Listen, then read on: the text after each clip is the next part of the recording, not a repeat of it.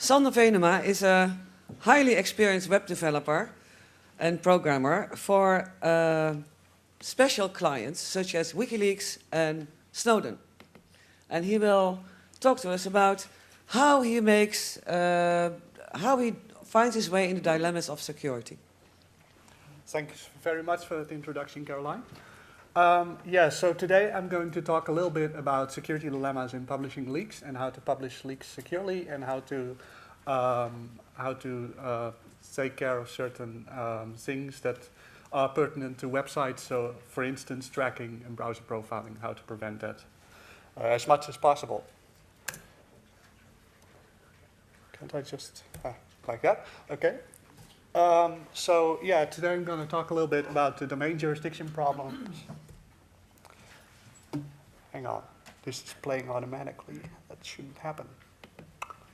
I'm talking a little bit about domain jurisdiction problems. I'm going to talk a big chunk of my talk is going to be about tracking and profiling and browser fingerprinting and how to prevent that. And a little bit about basic web security like SQL injection and Tor hidden services, which are major to making sure that you can publish anonymously. So the problem with domain jurisdiction is that when you have a .com or a .org or a .net or any of those US specific web domains, is that the United States is claiming jurisdiction over those domains and they can seize them. So for instance, they can seize them so that your website is no longer reachable. And this happens to Mega Upload, for instance. And WikiLeaks as well has had some pressure on their .org domain. And the thing to prevent that is to find a domain registry from a country that is much more resistant to US pressure. So if you're up against the US, .ch, for instance, from Switzerland, would work really well. So now I'm going to talk a little bit about tracking and profiling, not this kind of tracking, but this kind of tracking.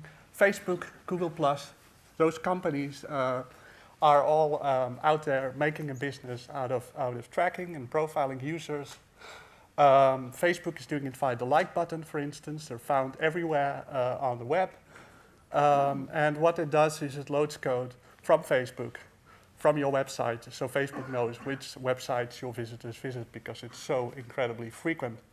Google Analytics, for instance, is even worse because that's found on even more websites, and it gives all sort of nice statistics about what browser use, versions, resolutions, operating system, fonts that you have installed, and this doesn't have to be sent automatically to Google. If you need this sort of stuff to improve upon your website, then pWik would be a good open source alternative that works really well. This is an example which I just pulled from Panopticlick, the EFF project, to check how unique your browser fingerprint is. And this is an example of all the stuff that that your browser is sending to websites. So this includes your user agents, your operating system, browser version, resolution, time zone, system fonts that you have installed, any plugins, JavaScript enabled, Java version and stuff, and even information about your file system, because the fonts are not in alphabetical order. There is some sort of file system walk that's going on, and that's revealing stuff about your file system. And here at the bottom right is an example of the Tor browser and what that looks like. And as you can see, there's a lot less information that's being passed to websites. So let's talk a little bit about basic web security. The SQL injection, this was mentioned again by Karen Spank this afternoon, about how in the Netherlands they did a penetration test on a hospital, and 1.2 million patient records could be altered, could be changed, and this is sadly an attack that is happening way too often. So an example of how this would work is that, let's say you have a login form, and you type in something like this with an apostrophe.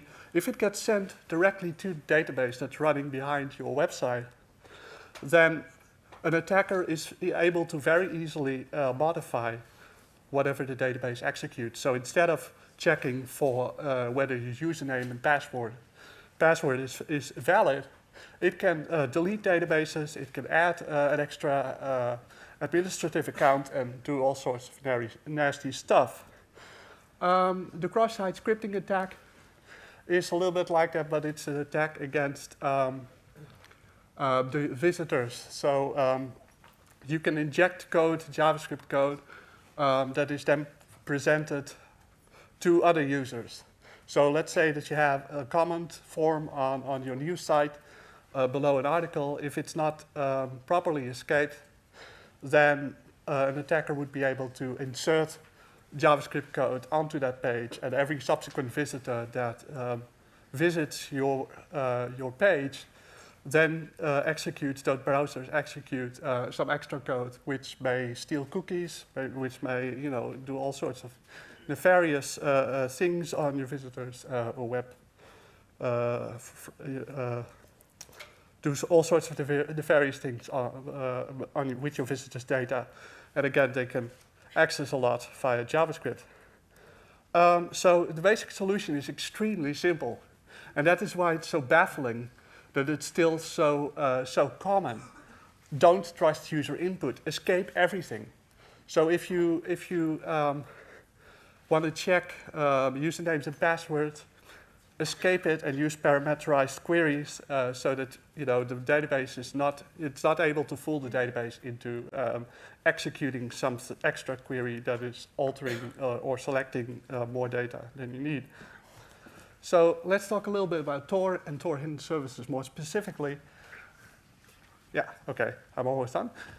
So Tor hidden services enable you to publish anonymously on the Tor network. So you can run a server that's accessible via an onion link, and that never leaves the Tor network. So someone using the Tor browser is able to visit your website, get the information, find HTTPS connection, the 3 hops that Tor uses, obviously.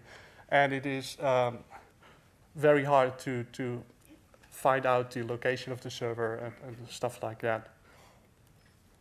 So that was basically my talk about how to, certain things that you can do about how to publish stuff securely and how to make sure that your visitors don't get compromised by you as a website publisher by having too many Facebook like buttons or Google Analytics that's running all sorts of trackers on your website, and you want to prevent that as much as possible.